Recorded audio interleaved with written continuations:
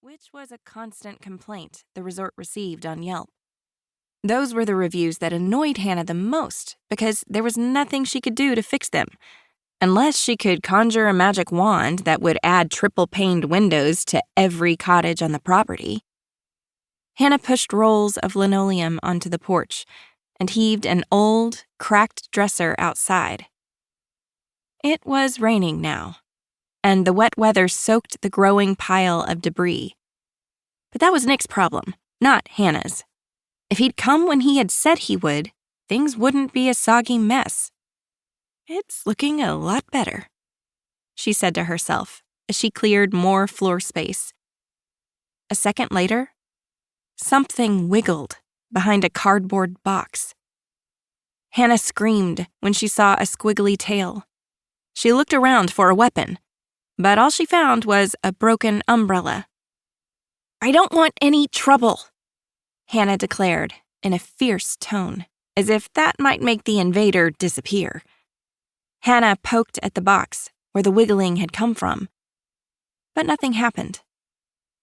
"This isn't Olympic National Park. This is Sand Dollar Cove." Hannah banged the tip of the umbrella against the cardboard. "We love wildlife, but not indoors." When nothing more happened, Hannah straightened her spine, still keeping her death grip on the umbrella. Maybe she'd been imagining things. But no! A rat streaked across the floor and into a hole in the wall. "Gross!"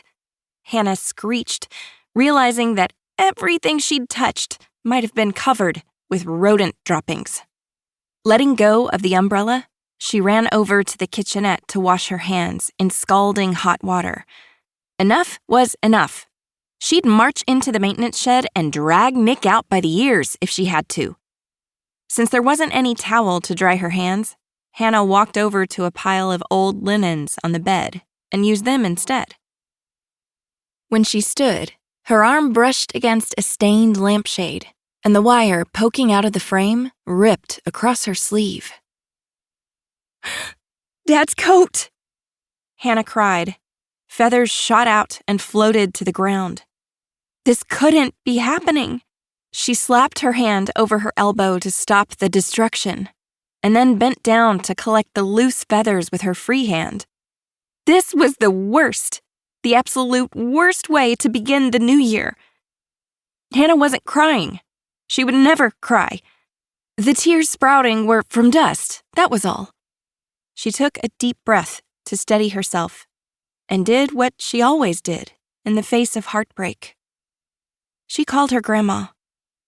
Cheryl picked up on the second ring. "Hi, sweet girl. What's up?" "Dad's coat got ripped." Hannah looked at the tiny pile of feathers in front of her. "I'm here cleaning Strawberry Cottage, and since the heater's kaput, I put on Dad's coat. It caught on something, and now the sleeve's ruined, and it's all my fault." "It's not your fault," Cheryl said in a calm tone. "It was an accident." "But Gran, it's a coat, Hannah. It's not your dad. Max would understand." "I know, but—" "Bring it home, and I'll see if Patty can fix it the next time I go to the senior center. She's a whiz when it comes to sewing. I can barely thread a needle." "Do you think it can be saved?" Hannah looked at her arm and carefully pulled her hand away from the torn blue fabric. A few more feathers floated down. "Probably.